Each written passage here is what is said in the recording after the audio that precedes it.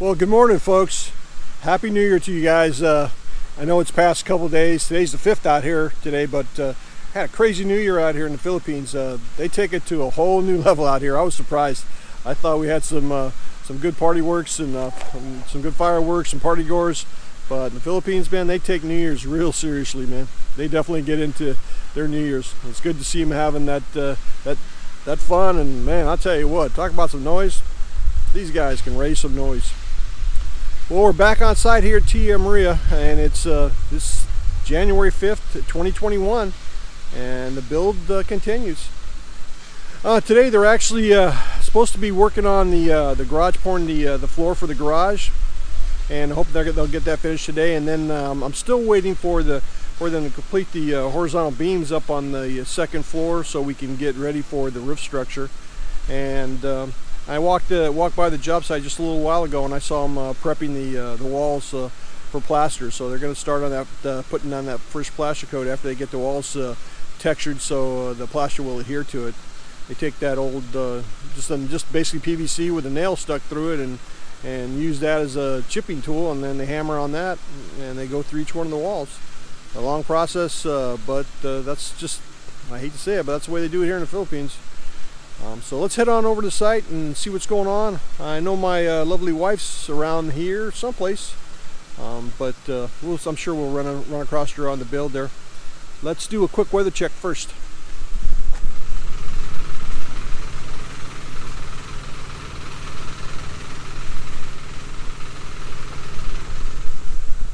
Today it's drizzly, cloudy. Looks like the sun's trying to burn it off.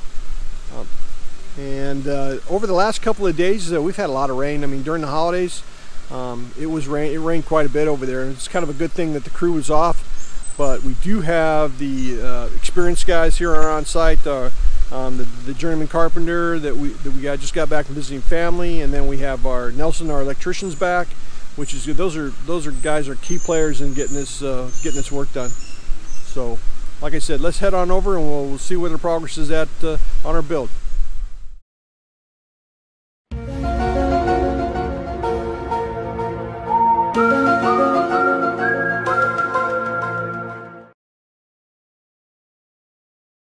So I can talk clearly and you guys can hear me, but you can see my lovely wife on site here at the car, catching up on the latest. I don't know, it's probably Facebook, because it seems to be the thing out here. And you got my neighbor's build, and they're still working on that. Most of the work is being done on the inside. All the stuff that we talked about earlier, like carpenters upstairs. He had spent, I don't know, about a week with his family during the holidays, so he should be nice and rested. But big stuff with him is getting these windows in, and getting the windows and the doors in, and all that stuff takes the skilled carpenter to do that.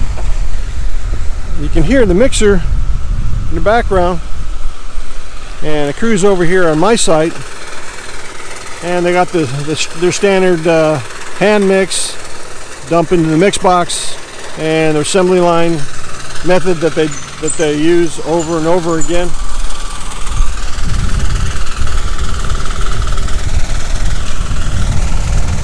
There's our foreman over there, man.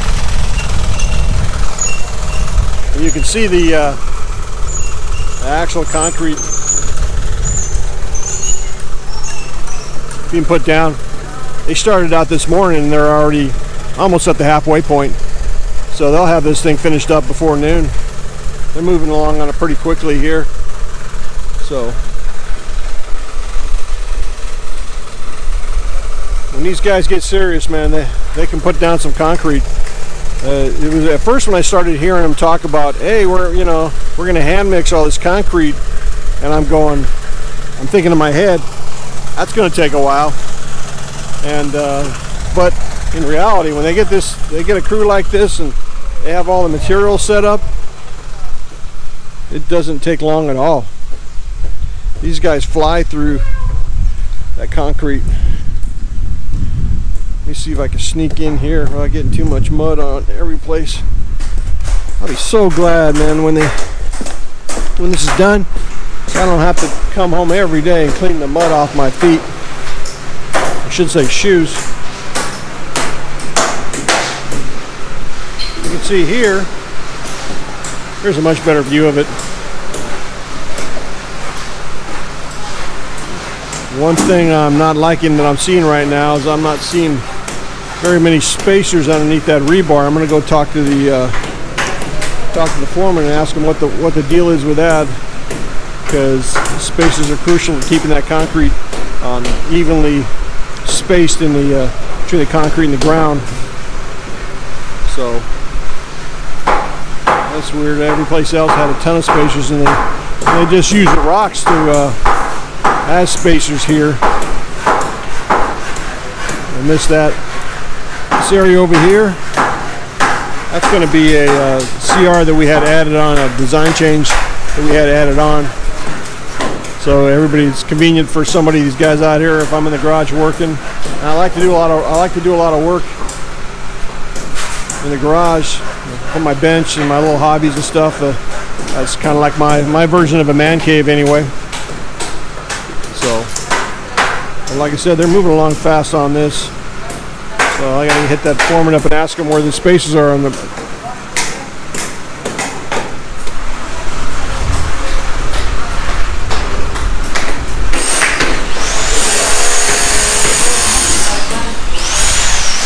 We just talked to the foreman there, and the guys are in the process of putting those spacers in. Not sure why they didn't catch that from the start.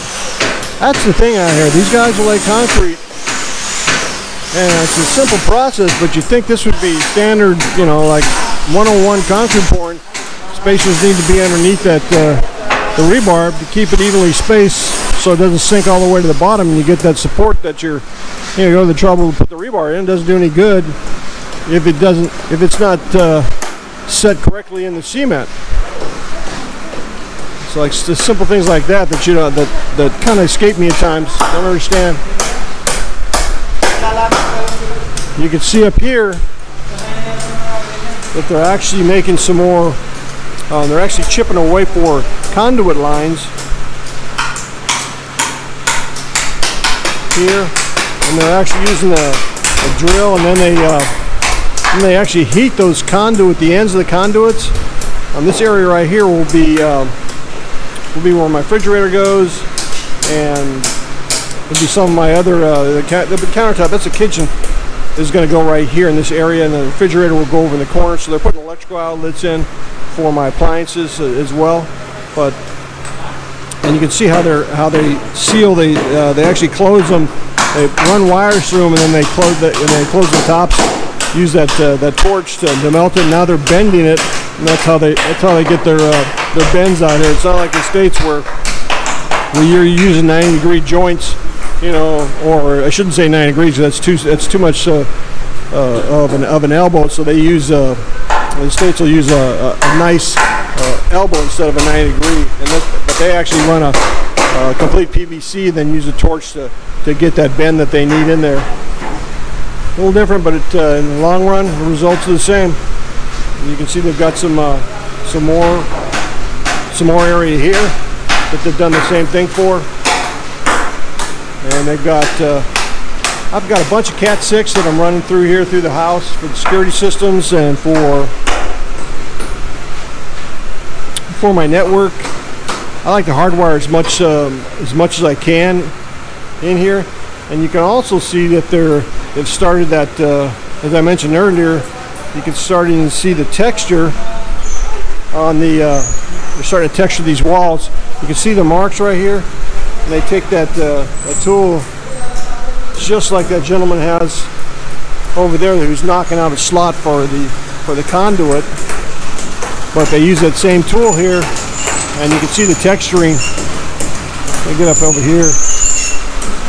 See how they texture all the smooth finishes right here, because the concrete or the plaster won't adhere to it. So the plaster coat, so they actually have to score that to get that abrasive finish, so that the material sticks to it, and it's got a nice. Here's a better example here.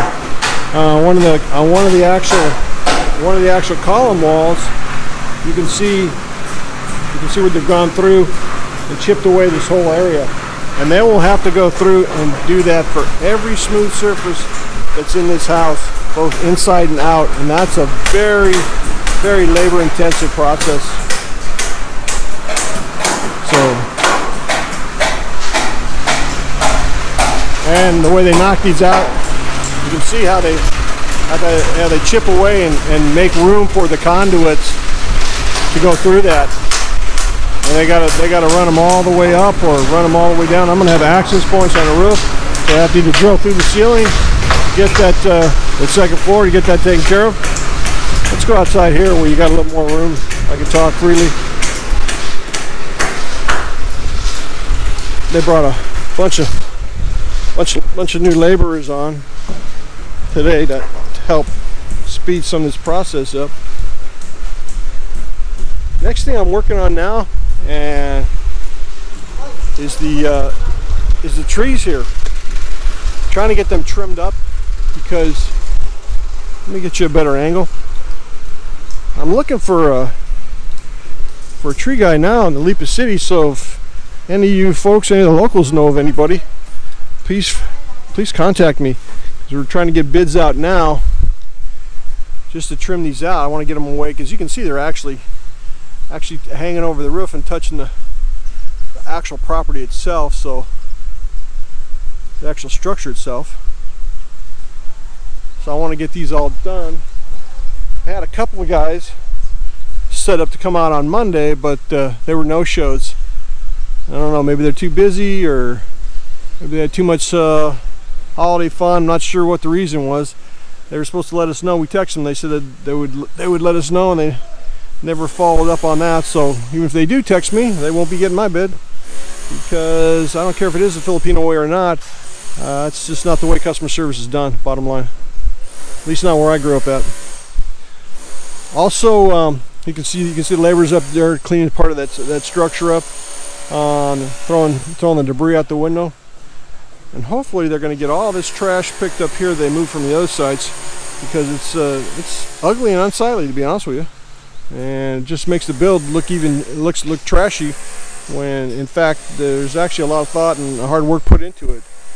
But again, it's not like here in the States where you got a big truck, you can load it up and take it off to the dump, because dump trucks and all that stuff, they usually wait to the end of the bid so they don't have to do multiple. They can cut down the expenses having, where they'd say they only need 2 trucks and they'll have to end up bringing 3 or 4 if they did it mid-type on a job. But on a big construction job, guys are going around every week or even every day and cleaning up with what's going on. And the last portion of it here that I was just told, I asked the foreman, I said, when are they going to be able to finish my horizontal beam so they can start with that roof structure? And they said they would have that completed by the end of the week. And hopefully, if the weather hangs true, today, like I said, the sun is actually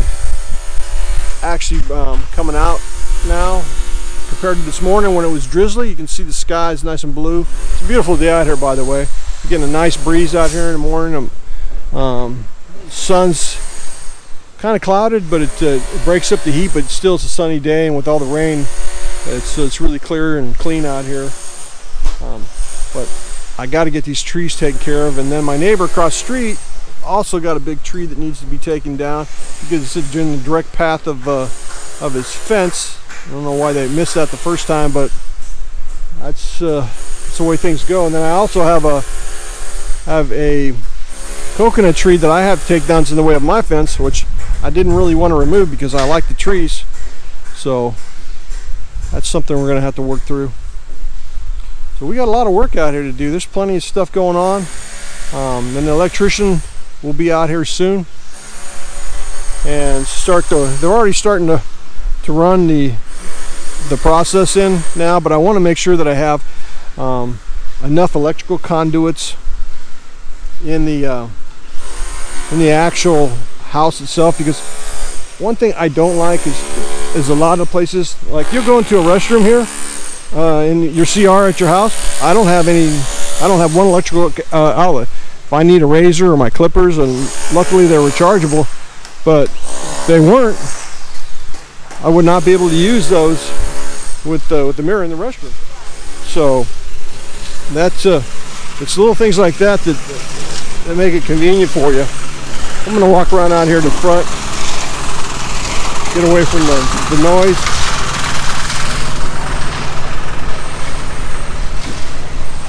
I'm looking at they're building a septic tank out here. See if it's got any water from all the rain. They actually started the pour of my neighbors. Started the first tank outline anyway.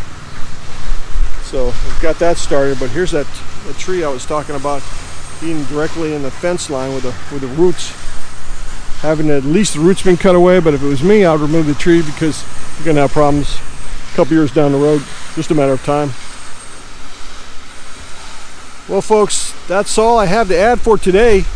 Like I said, I think it's going to be a productive week. I was kind of nervous with the extended quarantine. All the talk about the quarantine guidelines that were going on from the president here, but that's mostly in some of the cities that are heavily hit with the COVID. Manila, the actual Cebu area, I think, was one of them, and then Davao was another.